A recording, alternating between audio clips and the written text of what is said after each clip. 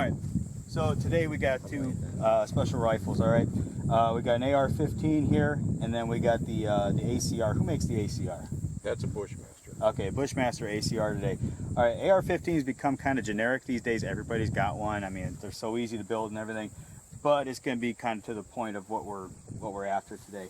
So, with your AR-15, your regular one, without it being all fancied up, these are going to be direct gas. And then you're going to have a gas impingement rifle, okay? So we're going to go over the differences, the advantages, disadvantages of both of the rifles. Both of them are good shooters. I've shot them both. But as we go over the course of the video, you'll be able to see how both of them shoot differently and how they work. We'll even go over the function, too, of the gas systems on there. We're going to start off with the AR-15, okay? So my buddy built this one up, okay? But it's pretty common to any other AR-15, okay? These are basically adult Lego toys, okay? You can just build these things out of spare parts all you want. You decide to make it out of better parts, but we'll detail that later. So, break it down. All you gotta do is remove that pin right there, break it down shotgun style, pull the charging handle, your bolt carrier group, your charging handle, and that's it. She's inert, okay? You got your trigger group and your hammer right here. Okay, then obviously your upper receiver with your barrel and your action in there. Now if you could dig in there, and you can see there's the gas port right there, or the gas tube I should say. Okay, the port is actually right about in there. That comes up out of the barrel and sends the gas straight through the tube. Can you see the tube in there? The silver tube. And it just sends the gas straight through the tube right there. And it marries up right there on the bolt carrier group. So watch how this goes in. And it'll marry up right on there. So when you fire it, all right, your bullet's going to go out, and then your excess gas is going to go up into the tube, fire back, and it'll launch that carrier group back. Okay, it'll hit against that spring, the recoil operated. All right, and then it'll load your next round. So that's basically how the system works. It's ridiculously simple. Problem with that is though, as you can see already with my hands, fouling will get in there, okay? And if you don't clean it, eventually that'll run your gun to a stop, okay? It takes a lot to do that, okay? But it can happen if you're just careless with your rifle. Now, problem with that also is if you're in rough conditions, if you're say Afghanistan or something like that, and you got desert, and you got all the loose moon dust and all that stuff, if that happens to get in your gas system, you're pretty much done. Okay, that'll clog up the works and it won't move anymore. And just like any other action, if you get the dust in there in your bolt carrier group and it just grinds it to a halt, well, that's not going to move either. So, well, if I can get it in there, that'd be nice. Okay, so that's why I got these ejector ports to kind of cover it, but if you're firing it, obviously it's not going to protect it forever. You can get gas and muck and all, or dirt and muck and all that stuff in there, and it can clog up the works pretty easy in there. That's pretty much the biggest failing to these rifles is, I mean, the gas system is nice, but because everything's so tight in there and because it runs purely off of gas, that's the biggest failing on it, because if you don't maintain it, if you don't keep it clean, it'll fail on you. And then you're screwed. Alright, so we'll do some shooting with the AR-15 here. One thing that you're going to notice right at the rip, this is considerably lighter than the ACR. Way lighter. This thing weighs almost nothing. It's probably, what, 6 pounds? Yeah, something like that. It weighs nothing. Alright. Alright, come on over here. So, magazines insert, it's a straight feed. Straight in there. Charging handle, straight back. It's not going to move from there, okay? Because that was my first one that charged, okay? If I were to run empty, okay, you'd have the lock back. All you got to do is hit that paddle right there, and you already got one back in battery. All right, it's about as easy as it gets on these things. All right, let's shoot some rounds off.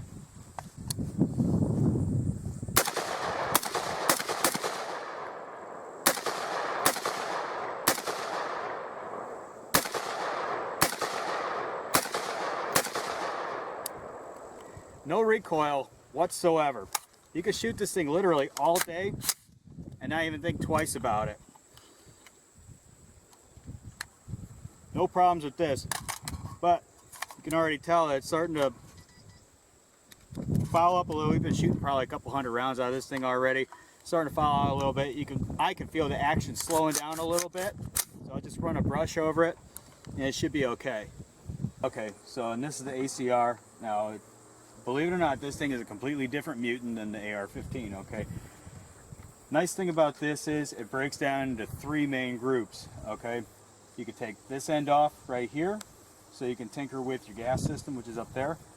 You can rack it out, which I'll show you in a second, so you can take your entire bolt carrier group out.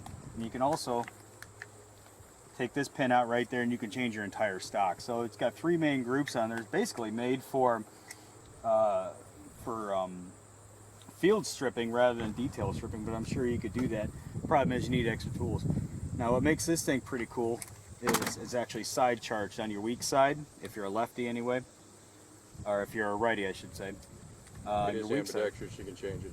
Oh, okay, so yeah, it is ambidextrous, so you can change it out. See that track on both sides. But me personally, I'm a right-hander, so this would be good on my weak side, so I don't have to take my hand off it. So anyway, let's break it down a little bit, just kind of look at the guts. So drop that pin right there. I have nails.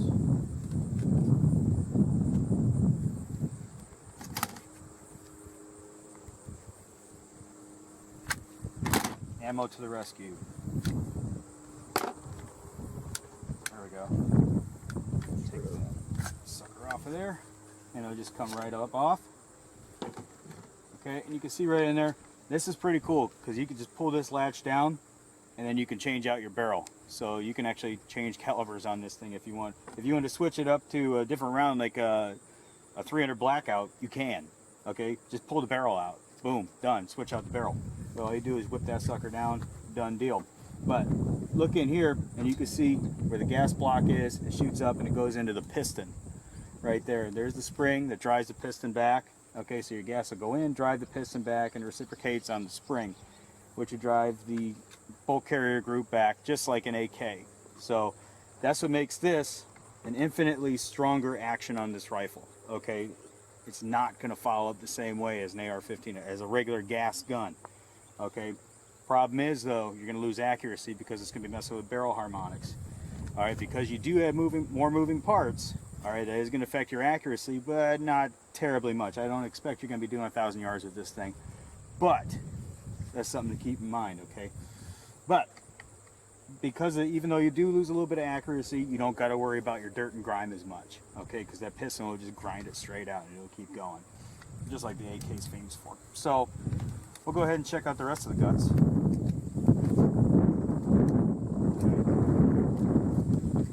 She'll break down shotgun style, I hope. Pull the top one out? No, I didn't. I pulled the wrong one out. There we go. Use my awesome universal tool.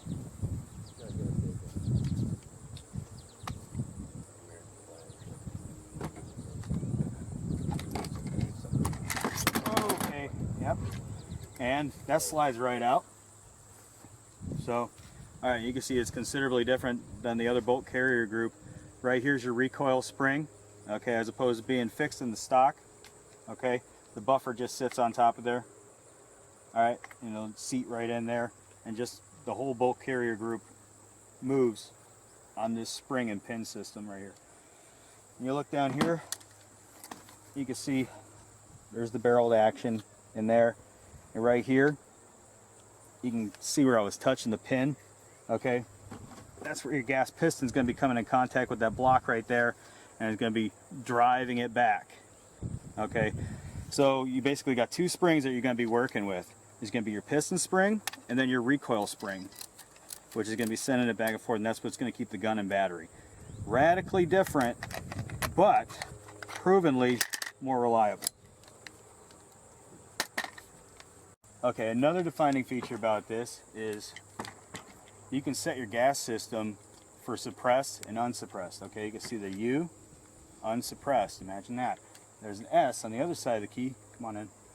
You see the S on the other side of the key, oh, there it turns, for suppressed. You just turn the key, all right, and that's going to set your gas system for suppressed. Okay, and then you could press this little switch right here and rotate it back for unsuppressed.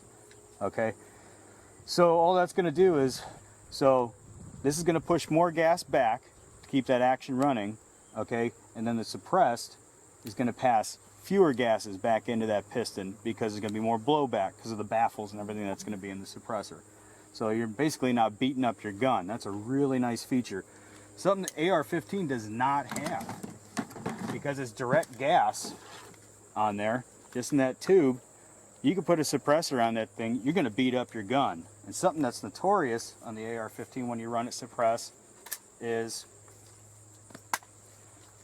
you're going to beat the hell out of your bolt carrier group. There's even been cases of people splitting them just because the high pressure is coming back and busting that thing up. You're going to destroy your buffer. You need to get a heavier buffer for that thing, and your buffer spring. And a lot of times it'll just grind these guns up. So you'll see a lot of guys running these suppressed, but probably won't see them running them suppressed for nearly as long as that ACR. The thing you're going to notice from this ACR, it's about twice the weight of that sucker. This thing is a beefy gun, okay? But that's okay, because it's a different gun. It's not the same thing, okay? Nice thing is, you can use your same magazines.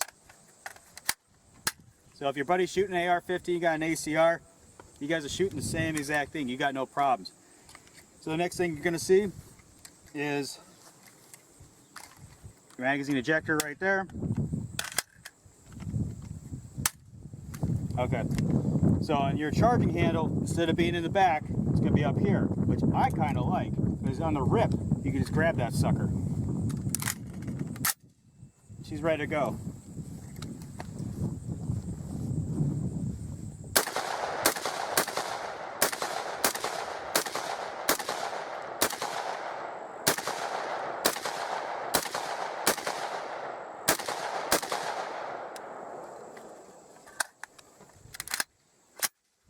Okay, now this is where the weight comes into play.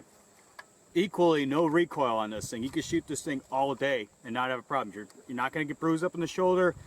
I could just say, ah, that felt good. Let me throw another mag in there. And just keep going.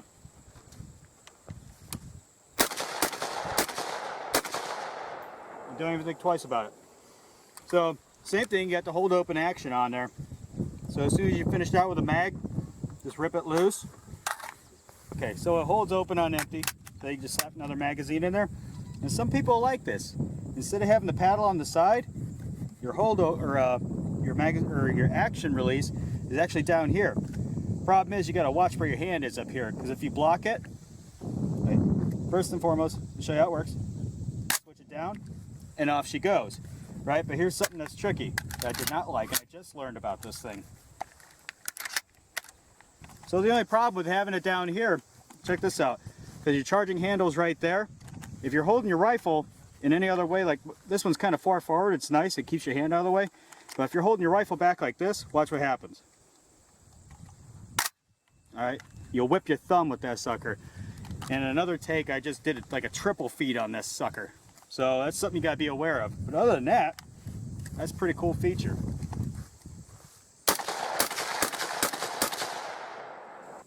You can change up the stock position, obviously. You just press that in there, whip it up. You can whip it back, okay? Or you can fold the sucker, like that. And look, it's still gonna shoot. It's gonna have that stock a little bit further forward.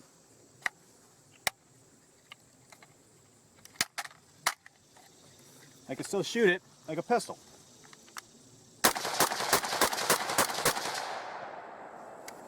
Your cases are not hitting this on their way out. They blow right past it. So that's another really cool feature. So if you wanted to have this for like a truck gun or something.